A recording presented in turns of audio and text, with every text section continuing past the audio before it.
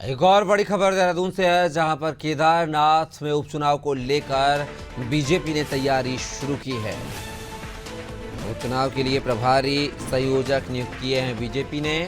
तो ये बड़ी खबर आपको देहरादून से बता रहे हैं, जहां पर केदारनाथ के उपचुनाव के चलते बीजेपी एक्टिव मोड में नजर आ रही है।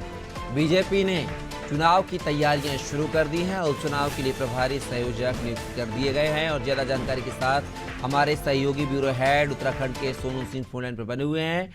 सोनू, बात की जाए, बद्रीनाथ सीट तो बीजेपी हार चुकी थी, लेकिन अब केदारनाथ को लेकर एड़ी चोटी का जोर लगा रही है। कहीं ना कहीं प्रतिष्ठा का सवाल भी है।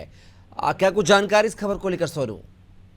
अब बिल्कुल कपिल, आप ठीक कह रहे हैं। चूंकि कुछ समय पहले जब उत्तराखंड में 2 विधानसभा सीटों पर उपचुनाव हुए और उसके जो चुनावी परिणाम सामने आए, इसने कहीं ना कहीं बीजेपी को सोचने के लिए मजबूर कर दिया है। और अब बीजेपी ने अपनी रणनीति में बदलाव किया है और यही वजह है कि अभी चुनाव की तिथि भले ही घोषित नहीं हुई हो, वो जो उपचुनाव केदारनाथ विधानसभा का होना है, बावजूद इसके बीजेपी ने अभी से अपनी रणनीति को बदलते हुए अपनी मजबूत रणनीति तैयार करना शुरू कर दिया है। और अब पार्टी के जो सीनियर नेता हैं, प्रदेश के महामंत्री हैं बीजेपी के, उनको प्रभारी बनाया गया है और संयोजक की जिम्मेदारी जो है जो इस जनपद के विधायक हैं उनको दी गई है। और यही नहीं कपिल, जो कैबिनेट मंत्री हैं वो भी मंडलों में अपनी खास तौर से समन्वय बनाएंगे, मतदाताओं को पार्टी के पक्ष में करने की कोशिश करेंगे। एक नहीं बल्कि कई कई कैबिनेट मंत्रियों को जिम्मेदारी दी गई है। और चूंकि हाल ही में जो उपचुनाव हुए थे उनके परिणाम बीजेपी के पक्ष में नहीं आए थे, लिहाजा इस बार पार्टी जो है अपने स्तर से कोई कसर नहीं छोड़ना चाहती है। और यही वजह है कि इस केदारनाथ की विधानसभा सीट पर जो होने वाले उपचुनाव है, इसको लेकर पार्टी ने अभी से अपनी रणनीति बनानी शुरू कर दी है।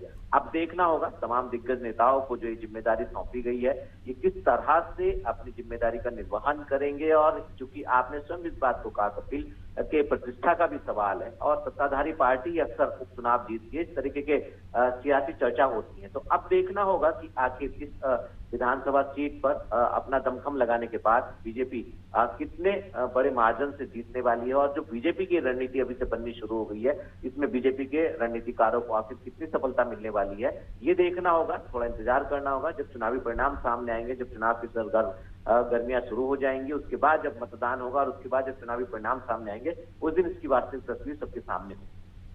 चलिए सोनू, तमाम जानकारी को साझा करने के लिए बहुत बहुत शुक्रिया आपका। तो खबर जो है उत्तराखंड से आपको बता रहे हैं, जहां पर केदारनाथ उपचुनाव को लेकर बीजेपी एक्टिव मोड में है, तैयारी शुरू कर दी है। प्रतिष्ठा का भी सवाल है, क्योंकि सरकार बीजेपी की है और ऐसे में बद्रीनाथ उपचुनाव तो हार चुकी है बीजेपी। अब केदारनाथ पर एड़ी चोटी का जोर लगाती हुई नजर आ रही है।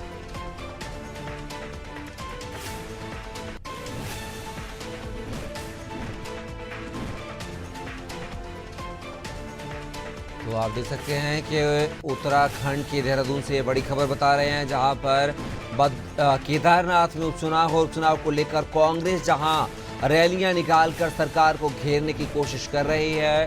प्रदेश अध्यक्ष करण महारा ने पैदल मार्च निकाला था केदारनाथ तक और सरकार को घेरने की कोशिश की थी, क्योंकि बात किया है बद्रीनाथ उपचुनाव सीट में कांग्रेस को सफलता हाथ लगी थी, उससे कहीं ना कहीं कांग्रेस उत्साहित नजर आ रही थी। तो वहीं बीजेपी जो है अब ये केदारनाथ जो सीट है उसको जीतने के लिए एड़ी चोटी का जोर लगा रही है।